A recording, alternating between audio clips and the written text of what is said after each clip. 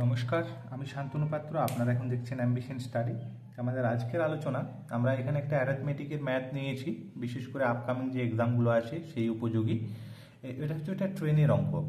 একটি 200 মিটার দীর্ঘ ট্রেন একটি সিগন্যাল পোস্টকে যদি 12 সেকেন্ডে অতিক্রম করে, তাহলে কিলোমিটার প্রতি ঘন্টা হিসেবে ট্রেনটির গতিবেগ কত হবে। এখন জানতে হবে যে কোনো ট্রেন যখন কোনো সিগন্যাল, এটা যদি রেল লাইন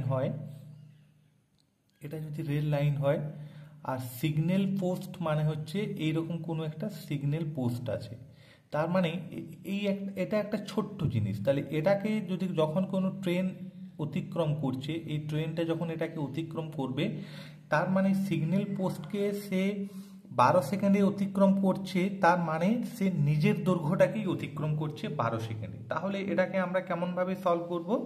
এটাকে আমরা ডিস্টেন্সের হিসাবে লিখব যে ট্রেনটি 12 সেকেন্ডে যায় 200 মিটার।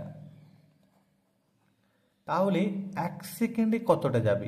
12 সেকেন্ডে যদি 200 মিটার যায়, 1 সেকেন্ডে তার থেকে কম যাবে, মানে ভাগ হবে। আর গতিবেগ বার করতে বলেছে এখানে ঘন্টা হিসাবে, সেই জন্য আমরা 1 ঘন্টা সমান 3600 সেকেন্ডে ম্যাথটাকে সলভ করব। তাহলে 3600 সেকেন্ডে কতটা ডিস্টেন্স যাচ্ছে দেখে নেব। 200 ইন্টু 3600 ডিভাইডেড বাই 12, 12 3 36, তাহলে 300, মানে 3 দুগুণে 6, এখানে 0, আর একটা দুটা তিনটে শূন্য আরও লাগবে, এত মিটার পার ঘন্টা। এটা আমি গতিবেগ হিসাবে করছি। এরপর এটাকে আমাকে বার করতে বলেছে কিলোমিটারে।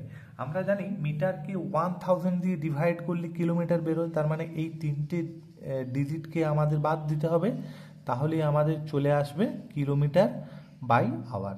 একদমই সহজ। আমরা আরও অন্যান্য ম্যাথ সলভ করব। আপনারা সঙ্গে থাকুন এবং কী ধরনের অঙ্ক প্রয়োজন কমেন্ট সেকশনে জানান। ধন্যবাদ।